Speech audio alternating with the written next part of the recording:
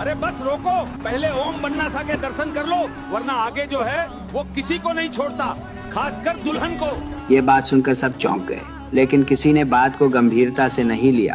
दूल्हा और उसके साथी नीचे उतरे, ओम बन्नासा के दर्शन किए और फिर बस आगे बढ़ गई। बारातियों को क्या पता था उनके साथ क्या होने वाला है। कुछ ही समय बाद खेजड़ी का पेड़ सामने था। दिन का समय था, इसीलिए वो कुछ कर नहीं सकती थी। पेड़ के नीचे एक साया खड़ा था, लंबे बाल हवा में लहरा रहे थे।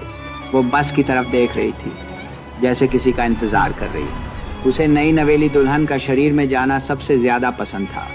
उसी पर उसका साया ठहरता है। शादी हंसी खुशी निपट गई।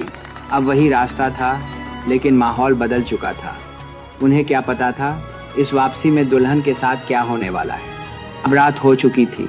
तभी एक आदमी धीरे धीरे दुल्हन के पास आया और बोला, बेटा, आगे जो खेजड़ी आएगी उसकी तरफ मत देखना, वो किसी को नहीं छोड़ती।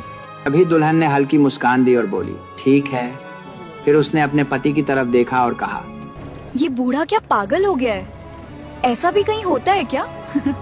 ऐसे उसे ये सब एक मजाक लग रहा हो, लेकिन दूल्हा चुप था। और कुछ ही देर बाद वही पेड़ फिर सामने आ गया। इस बार दुल्हन खुद को रोक नहीं पाई। उसने खिड़की से बाहर देखा और उसकी नजर सीधे उस साए से मिल गई। बस के अंदर सब कुछ पहले जैसा ही था, लेकिन उसी पल वो आत्मा दुल्हन के अंदर प्रवेश कर चुकी थी और किसी को कुछ पता भी नहीं चला। कुछ ही देर में दुल्हन की सांसें तेज होने लगी और अचानक वो जोर जोर से चीखने लगी। बस में सन्नाटा छा गया। जैसे ही बस ओम बन्नासा के धाम के पास पहुंची, बस की छत पर ओम बन्नासा बैठे थे।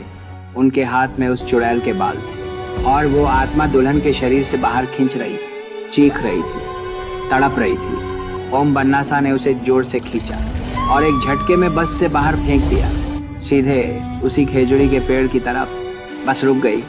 सब लोग नीचे उतरे और जब सबने बस की छत की तरफ देखा, ओम बन्नासा वहां शांत बैठे थे। यह नजारा देखकर सब चौंक गए और हाथ जोड़कर उन्हें प्रणाम करने लगे। जय श्री ओम बन्नासा।